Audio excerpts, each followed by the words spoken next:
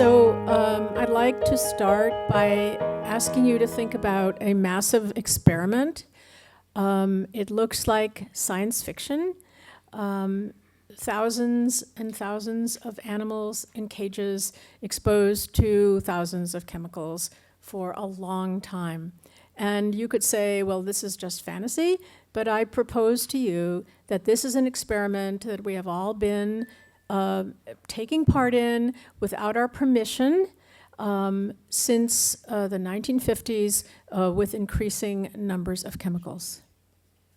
La définition assez généralement acceptée de ces perturbateurs endocriniens, c'est que ce sont des substances ou des mélanges exogènes, extérieurs à l'organisme, qui modifient la fonction du système endocrinien et qui vont ainsi provoquer des effets sanitaires nocifs dans un organisme intact ou dans sa descendance. Phthalates are quite a large class of chemicals. There are at least 15 products of phthalates measurable in our bodies, and their risks are different and their sources are different. Les phtalates correspondent à des produits qui sont très largement produits et dont la production a considérablement augmenté au cours des dernières années, puisqu'on est passé de 1,8 million de tonnes en 1970 à 4,3 millions en 2006. Les phtalates, fondamentalement, vous avez, c'est une petite molécule, et c'est des petites molécules qui sont intégrées dans le polymère, et ainsi, il n'y a pas de liaison forte entre le phthalate et le polymère. Et du coup, les phtalates peuvent assez facilement sortir du polymère et aller contaminer le milieu environnemental. Et du coup, eh bien, on est constamment exposé aux phtalates qui pénètrent dans notre organisme, soit par voie orale, soit par voie cutanée, dans les cas des cosmétiques, soit par inhalation, et en particulier par inhalation de la poussière de maison qui contient des phtalates. Les phtalates, vous savez tous, sont largement utilisés. Globalement, ils sont utilisés de deux façons différentes. Soit comme plastifiants ajoutés à des polymères, c'est des PVC. L'idée, c'est de les rendre plus souples, soit au moment de leur emploi, soit au moment de leur fabrication. Et on le retrouve ainsi dans les matériaux de construction, dans les vêtements en tissu synthétique, les housses, les rideaux de douche, le film, le gants plastiques, contenants alimentaires, gélules pharmaceutiques, etc. Ça, c'est la grande utilisation des phtalates. Une autre utilisation, c'est de les utiliser comme fluidifiants, comme dispersants, ces petites molécules qui aident la dispersion. Et on le retrouve donc dans les peintures, les lacs, les adhésifs, les colles, les lubrifiants, certains cosmétiques, les parfums et les désodorisants. Différents perturbateurs endocriniens peuvent, selon les substances, entraîner des troubles de fertilité, des anomalies du développement, de la puberté, de la ménopause, probablement certaines tumeurs au niveau du sein, de la prostate, peut-être de la thyroïde, des troubles du métabolisme et donc potentiellement obésité ou diabète. Et puis, dans la mesure où le système endocrinien il interagit avec le système nerveux, le système immunitaire, des troubles du comportement et des troubles immunitaires.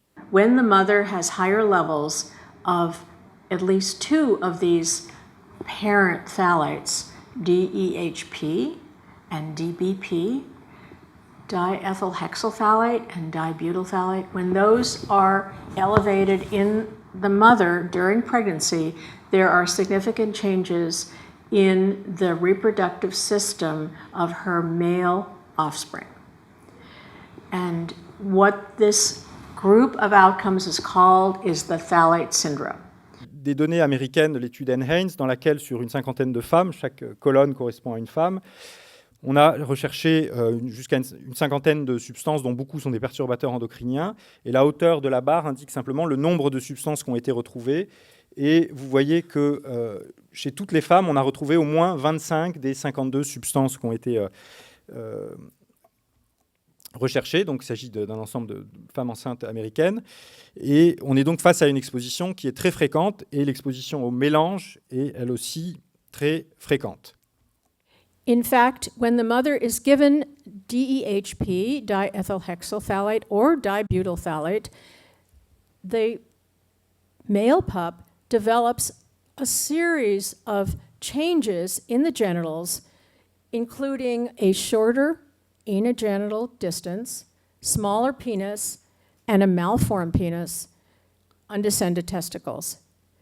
And this male will go on to have problems with fertility and poor sperm count. People have asked, who cares if the anogenital distance is short. Well, I'm here to tell you that we should all care. We have looked at the anogenital distance in healthy young men in New York and found a very significant relationship between the length of the anogenital distance and all sperm parameters in these men. The longer the anogenital distance, the better the sperm. A colleague looking at men in an infertility clinic find that infertile men have a shorter anogenital distance, and also this association with sperm count. And we also have links between anogenital distance and genital defects in infants. So we believe that by the shorter anogenital distance that we have shown related to early phthalate exposure predicts problems in fertility in these men as they age. En moyenne, actuellement, on estime qu'un homme produit 2 fois moins de spermatozoïdes que son grand-père n'en produisait lorsqu'il avait le même âge. In our studies, we showed that when these same phthalates were elevated, the boys were what we call less completely masculinized, not only in their genitals, but also in their behavior.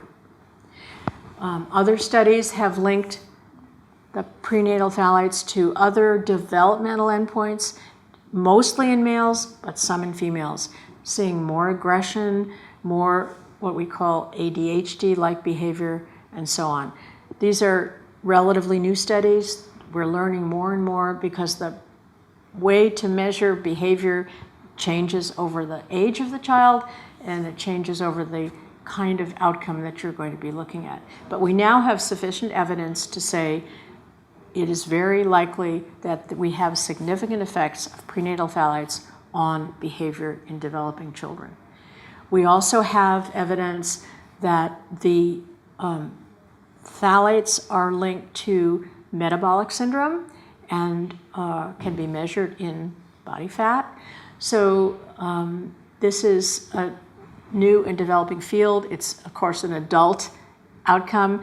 So we now have evidence that not only the early development in the infant, but possibly adult exposure as well will be affecting health. Si on veut avancer de façon importante pour comprendre un petit peu pourquoi on a un effet des mélanges, pourquoi on a un effet chez une espèce et pas chez une autre, etc., il est fondamental de comprendre le mécanisme d'action des perturbateurs endocriniens, quelles sont les cellules cibles, quelles sont aussi, quand on comprendra les mécanismes d'action, quelles sont aussi les possibilités de réparation. On a ici une altération pendant la vie fœtale. Certaines de ces altérations se manifesteront à l'âge adulte, d'autres au contraire seront réparées. Comment évaluer cette capacité de réparation ? Les besoins de recherche ici concernent le suivi de l'exposition des populations humaines à l'ensemble de ces substances et puis aussi l'exposition des écosystèmes et d'espèces animales sentinelles. Cela veut dire chez l'humain pérenniser la biosurveillance qui, en France, commence à être mise en place par l'Institut de veille sanitaire, qui doit bien sûr ne pas être restreinte aux perturbateurs endocriniens. Et ça implique donc de suivre à la fois des femmes enceintes, des nouveau-nés, des enfants, de faire des prélèvements biologiques importants et des dosages de centaines de substances dans cette population.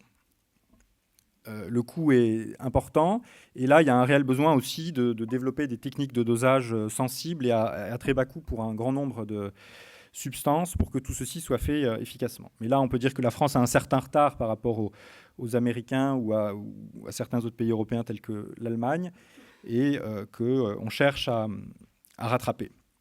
Parler aussi des phtalates aujourd'hui, en référence au bisphénol A, c'est mettre en évidence l'incohérence aujourd'hui de la réglementation, tout comme pour le bisphénol d'ailleurs. Nous avons 6 phtalates qui sont classés, qui sont interdits effectivement dans les jouets ou les articles de puériculture, mais à ce jour, on ne se préoccupe pas de la contamination des fœtus, qui est pourtant tout aussi importante, si ce n'est même plus importante que la contamination des jeunes enfants.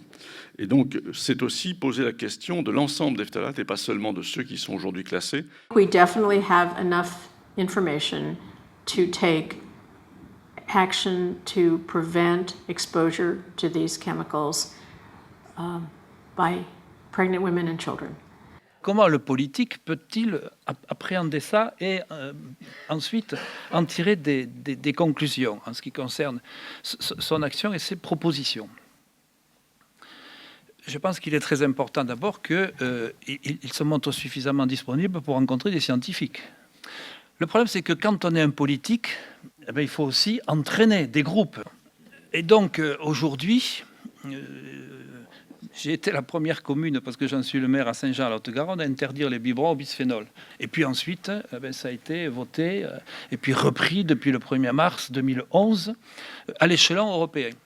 Ce qui prouve que des actions à la fois d'alerte politique, mais aussi de sensibilisation vers l'opinion que font plus facilement des scientifiques, et notamment quand ils travaillent en réseau, peuvent finir par avoir une certaine efficacité. Alors, qu'est-ce qu'on fait au niveau de l'Europe? Alors, vous savez que l'Europe, depuis 1999, il y a une stratégie qui est communautaire et qui concerne les perturbateurs endocriniens. Depuis 1999, où justement, il y a eu plusieurs niveaux, à court, à moyen et à long terme. Il y a eu des millions d'euros qui ont été donnés à des experts dans différents pays de l'Europe pour essayer d'identifier ces perturbateurs endocriniens. Et là-dessus, il y a des législations où on peut se raccrocher, qui sont la législation phytopharmaceutique, la législation concernant les biocides et la législation concernant la réglementation REACH.